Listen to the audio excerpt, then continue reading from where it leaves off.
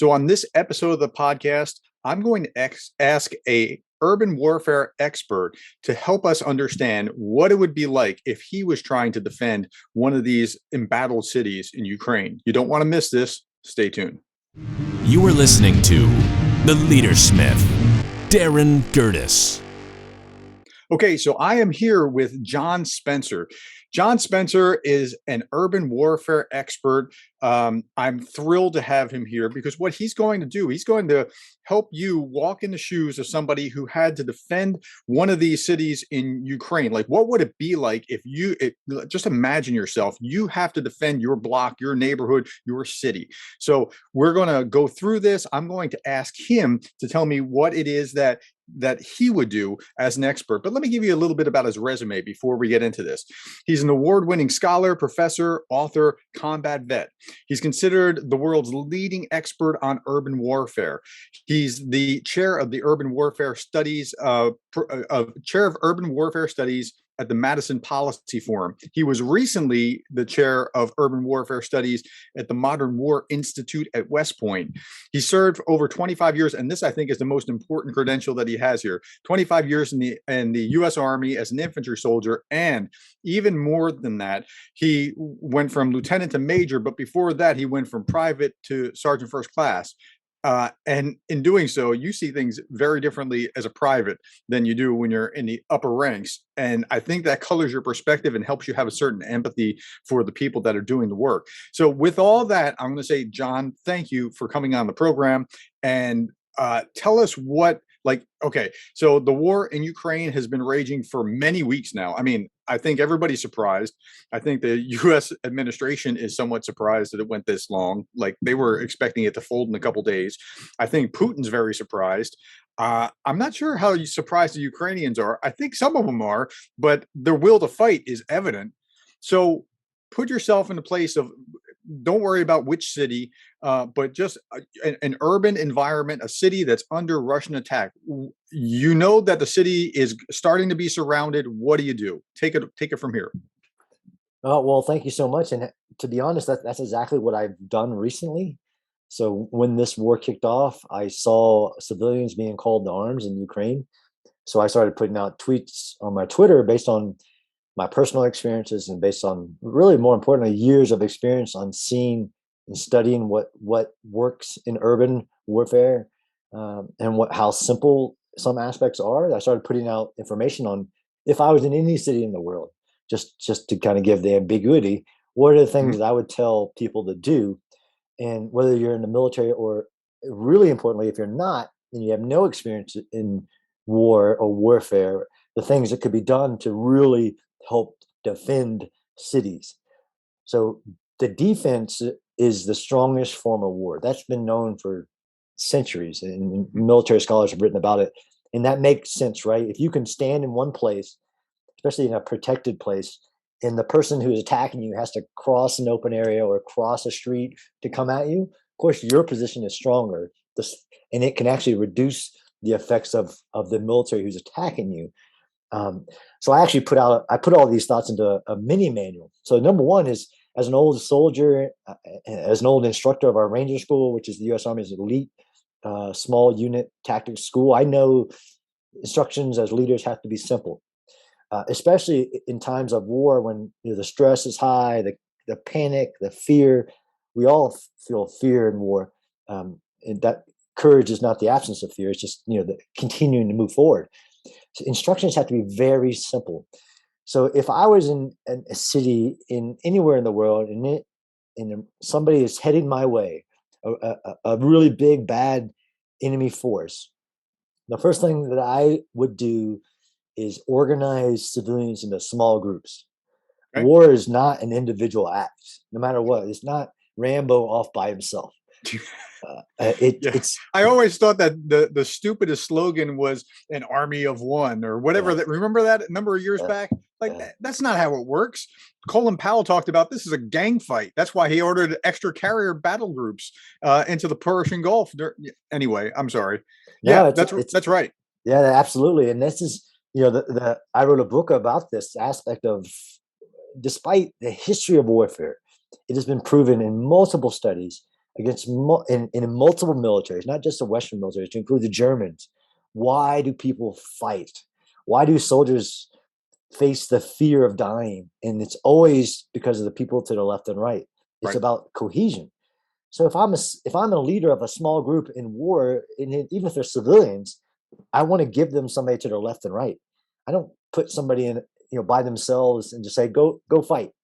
So now Uh, you're talking about that on the small scale, but I think Zelensky has done this masterfully at the large level, like calling out all Ukrainians, saying like he didn't flee. If he had fled to Paris and was in a safe posh hotel saying, "Yeah, go and take up arms against those bad Russians," it would have fallen flat. But when he stayed in Kiev and said, "I'm here, yeah, tut, I'm here," like, whoa, we know where you are. They know where you are. You're the most wanted man as far as they're concerned. Yeah, and he said, "My wife is here. We are not traitors. My children are here." Like, I had a conversation with my wife after that. I was like, if I was Zelensky, I would have been sending you out of the country. She was like, if I was her, I would have gone. but but yeah, it was powerful that he stood, and because he stood, they then had a very clear, coherent signal. No, we're all together. Let's fight. yeah, no, I mean, absolutely. If he had have left, and to be honest, let's talk about Afghanistan. If the leader, when the leader left, the war was over. If Zelensky would have left day one, two, three, the Hmm. war would have been over. We fight for leaders like he's the leader that we all want. Hmm. And his speech to the U.S. Congress, I mean, Wasn't that moving? it gave me Wow. goosebumps. It really Yeah. did. I would fight and die for that man.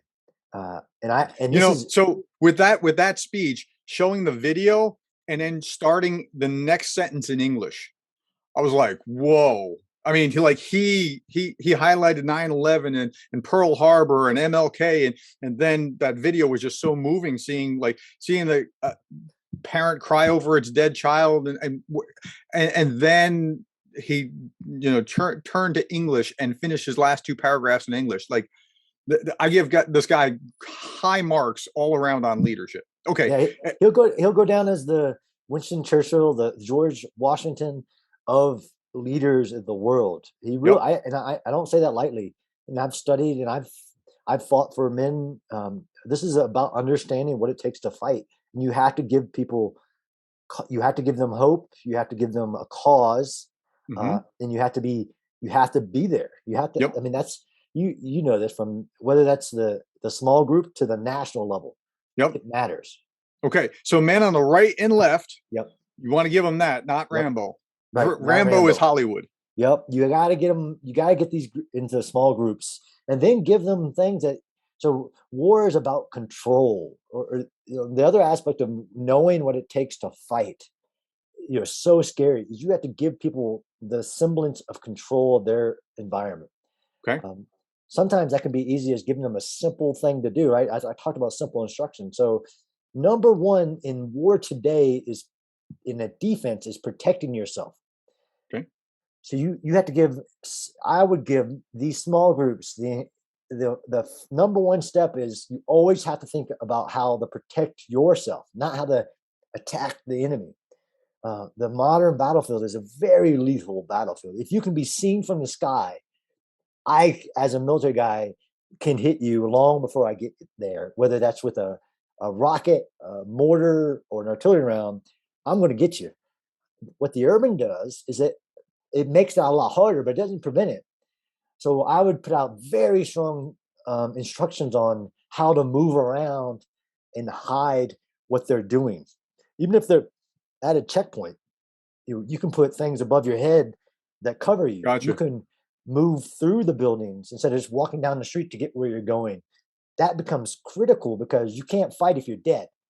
So Right. these groups have to understand that they always have to think about be, how they can be seen, no matter what. Even if they don't have a weapon, if they have a Molotov cocktail, which we can talk about, number one step to preparing to fight and to defend is to hide. And that may seem almost counterintuitive, but even if you're building things, you can build them to blend in, right? We call it camouflage. Or the things that you do yourself on, you can move through buildings, you can put things above your head. And then the other aspect is the cell phone, to be honest. And I didn't put this out initially, but On the modern battlefield, if you're talking on an open cell phone, that's a part of being seen, Hmm, and we're seeing that in Ukraine, and we've seen it in other wars. And to be honest, as a military guy, if you do that, then again, you can be seen, and if you can be seen, you can be attacked. sure. So don't carry a cell phone around with you. If you That would be part of my simple instructions about how we're going to communicate as a force within the 3-man group, 3 to 5 man or woman group. It's going to be just voice communication. Now Um, you said that's interesting. You said 3 to 5 man group, so you're looking at a team, not even a squad size level, as the unit that you're going to focus on first. yep, absolutely. You're so I that's counterintuitive. I would have thought you would have been like, here's a large gathering, let's get everybody together. No, you're just going to start deploying these small units as quickly as you can. Yeah, absolutely. And I can talk about you, but yeah. So we know that 3 to 5 is a very powerful urban force, right? Because it's small enough to where it can still punch really hard. It can really Uh-huh. attack really effectively using the urban terrain, but it's also decentralized enough of your formations that if you lose, to be frank, if you lose one, you're going to keep fighting. If you put a platoon, 40 men or more in a single location, and something can happen, and you lose all of that, then you could potentially lose. Um, Urban defense is about stopping the enemy from coming in. Okay. It's just pretty clear. So once you gather them, help them become invisible. What's the next step? Next step is putting up barriers, and Okay. I'm talking massive, thousands, every street, every alley, every door, block it all. Again, the enemy doesn't isn't just coming to kill you; he's coming to get inside the city. And most of the times, the objective is just to get to the middle of the city and basically turn around and say you own the city now. You don't really have to go through every house, depending on what the goal is. Uh, that so if you put up these massive barriers, and I'm talking concrete barriers or buses or dump trucks, my instructions would go out and for days and for weeks block every road that we're not using. All right. So practically, how do they do that? Drive a bus there and flip it over? What I Uh, mean, yeah, drive a bus there, break the key off, take the battery. That's pretty straightforward. okay. Yeah. So it's not even that hard. I No, mean, no, it's not that hard. wow. And dump trucks are very really this. There's a lot of these things that are very kind of common sense, but counterintuitive. Like heavy dump trucks, cranes, all this, nobody can get past. Not a tank, nothing. Huh. And it would stop. You'd have to figure out a way to get around it. So you want to do So that. so do you look at certain choke points in doing that, or just say everywhere, or both simultaneously? Both. So if you need the road, right? So some of this is you need some aspects of the city, right? Civilians need to get to grocery stores. You need to be able to bring supplies in and out. You still can put up these barriers. But there's one called an S turn. Like most people who've ever been through a checkpoint anywhere in the world, there's this you can build this Right. barrier that makes you turn, right? Right. We're doing it at the same time. Yeah. Well, that again in the first parts of a war, in the first, to be honest, the first parts of Ukraine, you saw Russian trucks just zooming through small little villages and towns. Right. That is what they want. They want speed. Speed is security. Mhm. So even if you put up an S barrier, that makes them slowly turn. And when somebody is slowly turning, they're vulnerable to attack. To be Sure. honest, so even if you need the road, so yeah, so do this everywhere with heavy things. I'm not a fan of sandbags actually, so I wouldn't be telling anybody to fill a sandbag. The urban environment is full of stuff that is very powerful, like cement. So rocks and pieces of buildings that got blown up, And maybe. there's plenty of that around, depending on which city Yeah. they're in. So it would it's it's crazy that this would be my first step before I even talk about weapons and being able to shoot is to go out and build barriers and basically close the castle gates. Okay. Some of Yeah. this is ancient, but it's just as effective. You want to slow them or stop them. In some aspects, you want to completely stop them, right? So blow bridges. And the military does this, and because the attacking military can't cross water, even if it has bridging capabilities, they're very limited. And the So Ukraine seemed to have done that early on with the bridges coming across from Belarus, they and did. it seemed like it was effective. Okay, so you want to close the Gassel gates, then what? Then dig tunnels, to be honest. Dig tunnels. Yep. I So would never have thought that, but so that's why I'm a management professor, not what you are. yeah, dig tunnels. So one is to Okay. look, or let's just say look down. Um, no military is going to attack a city without bombing it first. Uh, Even us, Okay. to be clear, I've done in the United States. If I can see a target, right, that's not doing a good job of being invisible, I'm going to attack it with any type of round I have long before I get there. Militaries don't like to fight in urban terrain. Sure. So us as the defenders, my small little 3 to 5 man groups, once the barriers are up, have to have a place to hide. And some of that's picking the right building, right? So, but there are 3 phases to the attack that's going to happen, and in all 3 phases involve a lot of bombing. Hmm. So even if you're standing next to your checkpoint, not hiding, like I told you in step one, you're wrong. But then even after you get the barrier up, that's going to stop somebody. You need to have an underground space to be able to get to very Okay. quickly when the bombs start falling. So, Uh, so could they use the subways or? Absolutely, yeah. So absolutely, in places like Kyiv and Odessa have literally thousands of miles of underground structures, from subways to catacombs to water tunnels. But I think as a person who is if I was on the ground, we think that most people understand the cities they live in, but my experience is we don't. Like, Hmm. I've been to New York City and talked to police who really don't know what's down there, and they don't go down there. Uh, so you have to start looking down if you're defending a city. And if there's not this is the part about digging. If there's not underground underneath you, start digging. A 3 to 5 man civilian team with a very small hand shovel can actually dig a massive depth and length of a tunnel. So you want to build tunnels to hide in to survive that bombing, but also to move. In the perfect scenario, and the Israelis do this masterfully, you never want to put yourself on a street or an alley in an urban fight. Hmm. You're either putting a hole in the wall or you're moving in a tunnel you dug between houses. You never want to make yourself an easy target. So step 3 is dig tunnels, or at least do reconnaissance and know what's under your feet. Are you still now at this point in step 3? You're still just dealing with your small teams. You haven't even assembled them into something larger yet. Correct. Wow, I would have gotten this all wrong. Okay, keep going. What's after tunnels? So after tunnels, right? So the barriers are up, the walls are closed. Now you have a place to hide for the bombs that are going to fall and like knock down everything. Then you have to have the ability to come out and fight. So now in fighting, that's where you can talk about, okay, based on the weapons you have, right? So ideally, in a best case scenario of an urban defense, of those 3 to 5 men, one of them would have an anti-tank weapon. Okay. The enemy can't get into your city without a tank. To be frank, Really? yeah, you can't do it. Uh, I would have thought so. Uh, Again, this is not my expertise, right? But they always talk about boots on the ground have to control the city, so it's not enough to have planes fly over, whatever. So you can't just take it with infantry. so I spent 25 years in the infantry. That's a hell no. Uh, Okay, I stand corrected. So yeah, what? okay, And that's I got because, you. So like, I mean, yeah. I'd like So to have a tank supporting me too if I was infantry, but I was under the impression it was infantry that had to do that, and that's why we revere infantry. no. So think about it. So, and this is the analogy I use. And as a defender, this is what you have to think about.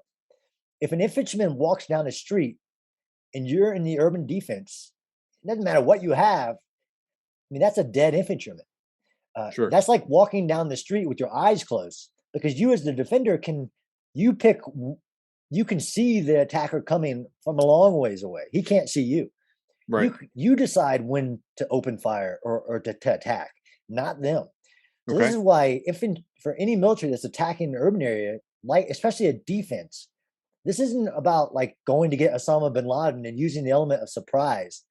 Um, that's a Right. different urban fight. He has to have mobile protected firepower, a tank, a bulldozer, a mechanized infantry vehicle, and he has to have the infantry with those vehicles to protect it from anti-tank weapons and things like that. But yeah, an infantry platoon, let's say 40 100, 1,000 infantrymen walking into a city that's defended by, it's just a lot of dead infantrymen. Wow. Uh, Okay. The Russians don't seem to mind that.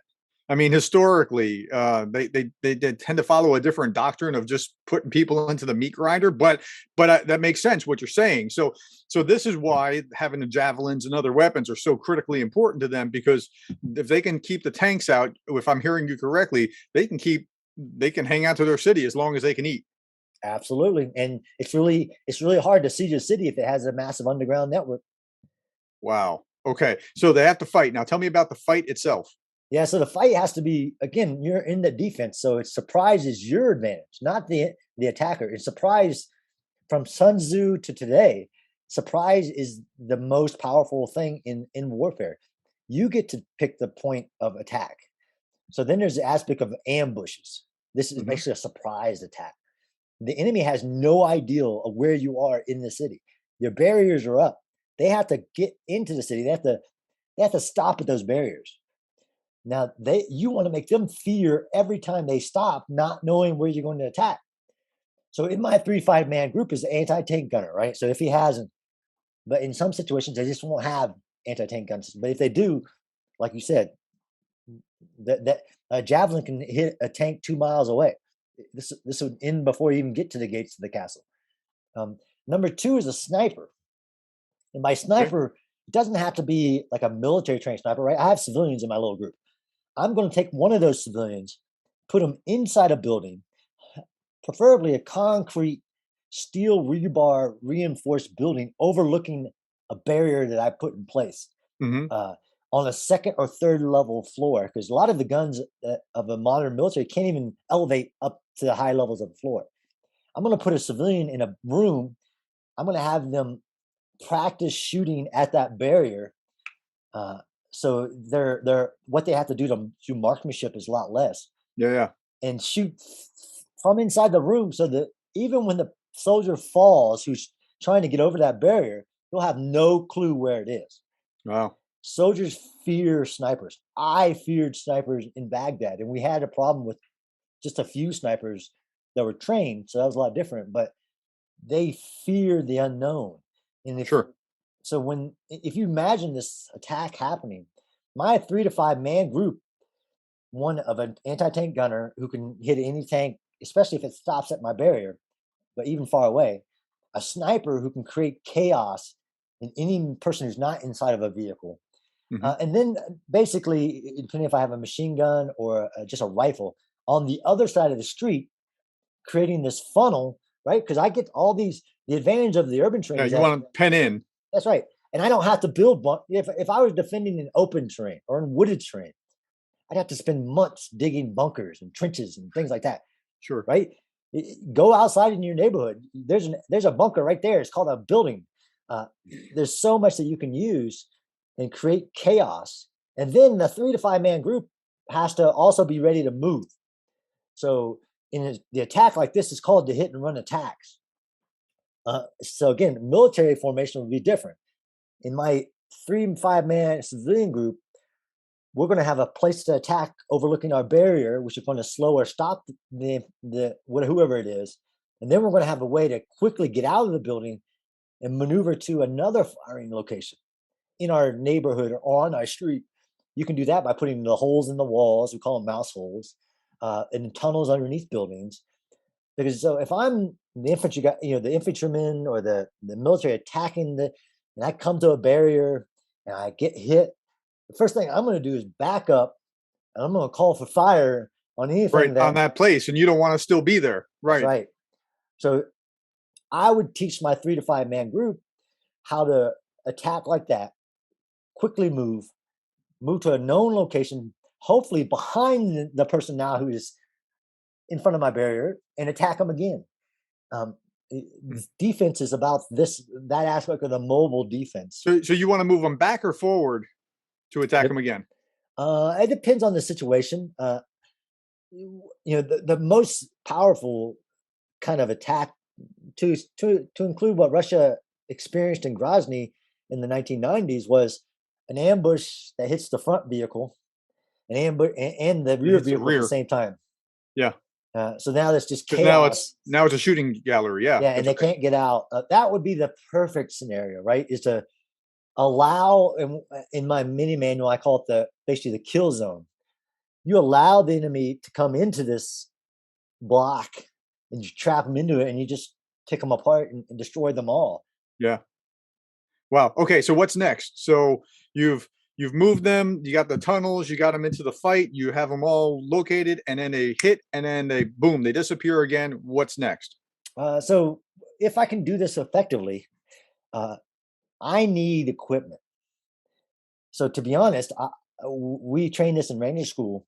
In an ambush, if you can eliminate and cause the enemy to pull back, or ideally kill everything on that city street, you want to within minutes Raid. practice raiding it, moving Yeah. to it, taking every weapon, every bit of water, and every bit of food that you can grab. And I would actually train them on time. Within two Wow. minutes, you're going to move up onto the objective. You're going to take everything you can, and then you're going to move away, because that'll become key on your ability to keep fighting, right? Urban warfare takes 4 times the amount of ammo any other environment does, Why's that? just because of the nature of how close it becomes Uh and huh. how hard it is to hit somebody inside of a building, and the amount of fire that you have to have. It, Huh. historically and analytically, it takes 4 times the amount of ammo. It doesn't matter if you're attacking or defending. Wow, that's really interesting. I wouldn't have thought that. I would have thought out in the open spaces that you'd be spending so much more. But that's really interesting.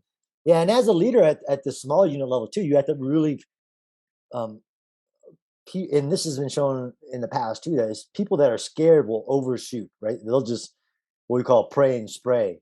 Right. So some of that is teaching them that Some disciplined fire shots. discipline. Yeah, fire discipline, because your ammo will become critical if this turns into a very protracted slugfest, which it won't. I mean, I think one at this point, I don't think the Russians will attempt it, but this would be how I built my defense. But that aspect of training them to raid, or get up onto the kill zone, take everything they can, and then move back and get prepared to fight again would be that critical last step. Um, part of this, right? If you can just do that over and over again, I'm telling you, it would be immensely effective, and really turn your city into what we call the meat grinder. Hmm. That they just keep feeding soldiers and forces in, and they'll exhaust themselves, to be honest. Now you have to do things as a leader of a small group like that to ensure you can continue to fight. And that includes, to be honest, simple things that we don't think of, like hand washing. Yeah. So disease and sickness has caused more injuries in war than bullets. Yeah. Wow.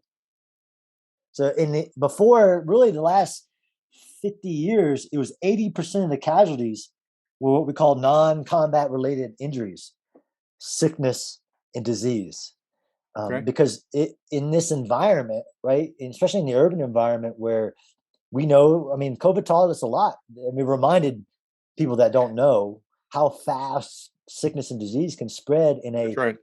um, confined space. Oh, you're living underground. You're breathing the same air. Uh, you're dirty. Uh, your dysentery can ravish a fighting force. Um, so, Okay. So you got the fight. You're surprising them. You're moving to a new location. You're taking care of hygiene. What else do you need to do? I mean, like as you're sequencing this, you've gotten your first few teams deployed. Now what? Do you need to somehow coordinate them, or do they operate as independent cells, or what? yeah, to be honest, if you had enough of me, right, enough individual leaders to train. So some of this is training your own leaders, and Right. you would pull back and bring leaders together. Um, I would be what we know works in war is decentralized operations. Okay. So these 3 to 5 man groups with assigned sectors, and if you're the person in the middle, you have where basically you have these groups, and you want hundreds of those. So there's no collective aspect of this to me. Now there is a bit of flexibility you have to have. Hmm. So you do have to be able to communicate to these groups. because the enemy is going to try to penetrate. They're not going to try to come down every street. They're going to try to penetrate in a Sure. very, they're going to A mass. major thoroughfare is probably more desirable for a tank than an alley. Sure. Right. Absolutely. So you have to have and this is in my book too. There's only 6 principles of defense. One of those, which is huge, is flexibility. So this dispersion is one of the keys as well, right? You can't have all your forces together. He needs all his forces together to create mass to penetrate. So you need the ability to aggregate these small groups rapidly at the moment that you identify where the enemy is. So if I was a small group leader, I would have gone into this war with a commercial off-the-shelf drone. To be honest, I would have Amazoned myself a DJI or something like that. There you go. Because that'd be incredibly helpful. Yeah, it's hard to imagine how helpful that would have been. Yeah, because the enemy has to mass somewhere to penetrate. He's not going to attack down every street. So if I can fly something out and then I can communicate to my groups where to come together when I need them to. Right? I want to keep them apart as much as possible. Some of this, like I said, no cell phones. Right? Get rid of the cell phones, or if you have a cell phone, take the battery and the chip out if possible, and bring it together when you need it. So this is where some of those higher level military tactics could be incorporated to have regular points of communication between groups, right? So you can send messengers or have a designated time and a designated location to come together and discuss, distribute ammo. And this is where you get to the kind of collective city of defense. If you're the defense planner, how to organize these individual groups safely, but also have the ability to bring them together. It's called flexibility when you know where the enemy's coming, right? Because it's not going to send one group; it's going to send a massive group. And if you can pick them apart from multiple groups, that's where the collective aspect of this. But no, I'm pretty strong on 3 to 5 man groups, but lots of them. Yeah, that's really interesting. So to my management professor's ear, I'm hearing empowerment and decentralization is overwhelmingly more important than the ability to command, control, and have a central focus. Ideally, you'd like to have a little bit of both, or you'd like to have a little central focus to be able to coordinate them. But the decentralization is far more important. Absolutely. No, in the heat of battle, we know that. And that's why, to be honest, why the Russians are falling apart and why you have generals being killed on the battlefield. The seventh just was killed. Yeah. Because they don't have these individual leaders. For us, it's either a junior officer or a non-commissioned officer that are really the backbone of your organization. So yeah, that's a great question. So I know that this was the Soviet military doctrine back in Soviet times, where if you could knock out the top, like below, they don't have any like they kept the information secret. Our military doctrine was almost the opposite. Like it was fed right down the chain. So corporal is picking up the okay, I guess I'm in charge. Let's go. We know what the mission is. Is that still the case with Russia, the way they do it? So they've tried to professionalize a little bit, but when you have a forced conscript element to your military, it's near impossible to really do this across your formation at echelon. Gotcha. So I think they have a mixture of the old and attempting the new, but it's not really working out for them. It's not at all. Wow. I always thought that was a stupid construct to do it that way. Like you just have to just not trust your people at all, which I can understand. And I mean, given the environment, but wow, it just seems so bad, like so prone to defeat. Right. This is, this in business, it's a trade-off on investing in your people or investing in your stuff. Right. So they've invested in their stuff. And we all thought they had some advanced long range. They had outpaced us, as we called it, in long range artillery, in rockets. But you're seeing now that they underinvested in people, and investing in people takes time and really risk, right? So we invest heavily in people. Like people are the U.S. military's number one cost. Like right. It's some people say it costs too much. But that professionalizing of the military costs in the investment of people a lot of money. Clearly, Russia had it off on investing in stuff or people. So when you look at casualty rates, I don't think we spend too much on people. I think the amount that we spend on people is a really good investment. Like I look back at Afghanistan, how many soldiers were? Oh, by the way, Afghanistan, how many? So as I'm looking at this, the Russians just said that they have lost something little north of 1,000 soldiers. The U.S. military estimate a week ago was at least 7,000. The Ukrainian estimate was 14, 15,000, 16,000, I think Zelensky said 2 days ago. Now, the truth's probably somewhere between the U.S. estimate and Zelensky's estimate. So let's say it's 10, 12,000, something in that neighborhood. The Russians only lost, killed, now we're talking about, right? Not just injured, killed. The Russians only lost 15,000 in Afghanistan in 10 years. Like, what am I missing? I mean, they're doing something very right in Ukraine. Yeah, I mean, to be honest, like I'm not just trying to toot my own horn. Urban defense is the most powerful form of war. And Wow. if you're attempting to invade a country, one, you didn't have the capabilities to do that, and you failed in the first 72 hours, and you gave the Ukrainians the chance to do what I just talked about, all those steps, and they've done them. You can see it in the cities. I mean, Huh. even us, and we're the best military in the world, and Russia's far from it. And would at this point experience a lot of casualties. And you're right. I mean, you can't deny the numbers of burning vehicles that we can all see. And there was somebody in those vehicles when they got hit.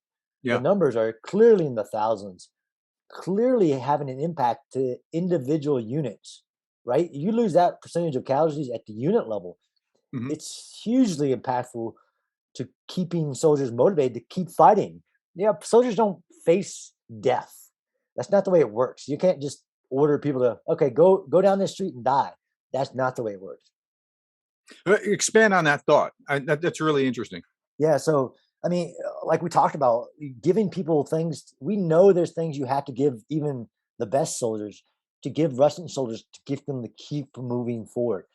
People just won't get out of the trench and face death without a lot of things. They have to be fighting for their soldiers to the left and right. They Yeah. have to be fighting for their leaders, right? They're in unit level leaders, and they have to be fighting for something they believe in, Mhm. right? So if you can, in the information domain, if in like Zelensky has doing, if you can put seeds of doubt in the just cause that the soldier is going to die Yeah, for, and he's doing such a great job speaking to them directly. Like, I'm sure not many of them are hearing it, right? But he's still putting it out, and I think that morale is actually more for his own people than it is for the Russians. Like to keep doing it to bolster their morale. Tell me about the place of morale. I'm like how valuable is morale yeah. compared to pretty much everything else? Yeah, it is everything, right? So Napoleon, which I just like to use the quote because it's really cool, said the moral is 3 to 1 the physical. Um, in other aspects, whether it's Wellington's campaign or today's military, each individual soldier is a complex individual with his own motivations and its own beliefs. But we know that cohesion and morale are the basically the secret ingredients to have somebody continue to fight and to face death for each other. Once you lose morale and cohesion, uh, everything unravels. And it doesn't matter how many soldiers you have. A motivated, high group of soldiers or civilians can achieve great feats. I Hmm. mean, the most decorated U.S. soldier in the U.S. history, Audie Murphy, faced an entire German company from atop a burning vehicle that he was shooting from by himself. And when he asked why he did it, it was because they were killing my friends. That's Wow. he had.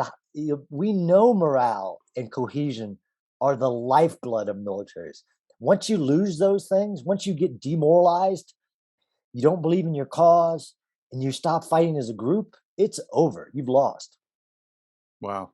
So I want to go so many different directions simultaneously because I quoted George Marshall on morale. He was giving a speech about morale in 1941 before Pearl Harbor, knowing things were coming. And let me just quote this. He said, it's a commencement address. He says, "I realize that when you read the daily press, it would appear from the headlines that the War Department is wholly materialistic institution whose only concern is the development and perfection of a machine, a war machine." And then he skips a few lines. He says, "It is true that, as the daily press points out, that we are applying all of our American energy, ingenuity, and genius we can mobilize to the task of equipping our new army with the most modern and efficient weapons in the world in ever increasing quantity. That's our responsibility, and you expect us to meet it. But underlining all, the effort back of this essentially material and industrial efforts is the realization that the primary instrument of warfare is the fighting man. All of the weapons with which we arm him are merely tools to enable him to carry out his mission." And I think just getting that part straight is what you were just describing, right? Yeah, absolutely. And every story that we hold dear, every story of our military or other people's militaries are about men and women achieving feats that you don't think are possible. And it's because of their fight, the will to fight, their morale, their cohesion, their motivation. A single soldier can do amazing things. Think about, Chamberlain in Gettysburg. Yeah. I mean, you name it. The they can do amazing things, and despite all odds, with no weapons or with a very little amount of weapons, they can defeat the greatest forces in the world. And it's across time, whether you're talking the Spartans at the hot gates or you name it. Don't Tell me ever one last. discredit the will of the soldier. Yeah, tell me one last thing. How important is leadership to this? Is it just a matter of I don't want to see this happen to my block or my buddies, or how much does leadership amplify this? Yeah, so leadership is the glue that supports all this, from the individual to the president. Understanding that how important that will to fight, right? So you can survive 3 weeks without food. That requires motivation. Leadership is about providing purpose, motivation, and direction. So if you don't provide the motivation, then none of this works. So, of course, there's an understanding that is the will of the soldier that matters in war. The leaders are the people that keep that motivation going with messages, with stories, with remember the Alamo, remember your family, remember Mariupol. Mm. Leaders have the ability to inspire that motivation in every. It doesn't matter if it's a grandma, which I hate seeing, uh, a young man. Doesn't matter. It's leaders that inspire that motivation to keep fighting. So I always close every episode with a quotation for contemplation, and I had selected a quote from John J. Blackjack Pershing, right? So he said, "To get the best out of your men, they must feel that you are their real leader and must know that they can depend on you." I think that's brilliant. I mean, without that, if you say, "Go up there and fight those bad guys, I'll be back here where it's safe," okay, guys. It doesn't work. If I'm in the trenches, that was Chamberlain leading the charge down Little Round Top. He was right there with them, and as he was a general, he was in the front of the line, leading with them. Yeah, Right. So, just so you know, Pershing is one of my favorite leaders, not just because of what he did, but understanding what he went through as a man. His entire family burned to death while he was fighting in Mexico, and then he was called up months, almost immediately, to go lead the war in World War I. Most people don't know that about that man, uh, oh, but talk about inspiring your men. Um, he has seen. I just can't say enough about General Pershing and why he was called Blackjack Pershing. yeah, the integration. That's right. That's right. Okay, so am I off on that, or is Pershing dead on? Dead Because on. it sounds like, look, if I can trust you. So I say this in my class. So we're talking to MBA students, that kind of thing. I say, look, if you have my back, you get my heart. That's how leadership works. Yep. It's And not about how much time I measure you keeping your butt in your chair doing your work. No, if I have you, if I've proven to you that I'll have your back, I get your heart. no, that's spot on. It doesn't matter what field of work you're in. That is spot on. Individuals need leaders that they know are there for them. They care for them.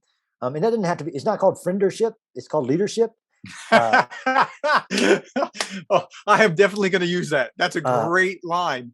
but we're humans. We know when a leader is genuine. I Yep. I wanted leaders that were knew what they were knew their job, and that I knew had my back. Yeah, for sure. That's right. Okay, John, tell us one last thing before you go. Tell us about your book, and you also have a podcast, correct? Yeah, so I have a podcast on all the podcast mediums, same as you, Stitcher, iTunes, you name it, called the Urban Warfare Project Podcast. Had it for years, talking about urban warfare, veterans, experts. I have a book. I have two books coming out. Honestly, I have a book coming out in July, a very personal memoir, studying leadership in everything that we just talked about, cohesion in the modern day, called "Connected Soldiers: Life, Leadership, and Social Connections in Modern War." Available on Amazon for pre-order. Comes out July 1st. And I also have a book coming out in September on urban warfare, very specifically on why it's so hard, what's happened in the past, and what we'll see in the future. John, I can't thank you enough. This was an enlightening time for me. I mean, I'm amazed at the encyclopedic knowledge that you have about how this works, and just I would have done it all wrong. I'm glad I wasn't in charge. Uh, But I hope that the people that are over there right now are listening to your tweets and taking points that you're feeding them. I mean, I saw what you posted on social media, and that's how we even connected to begin with. So thank you so much for your time. Thank you.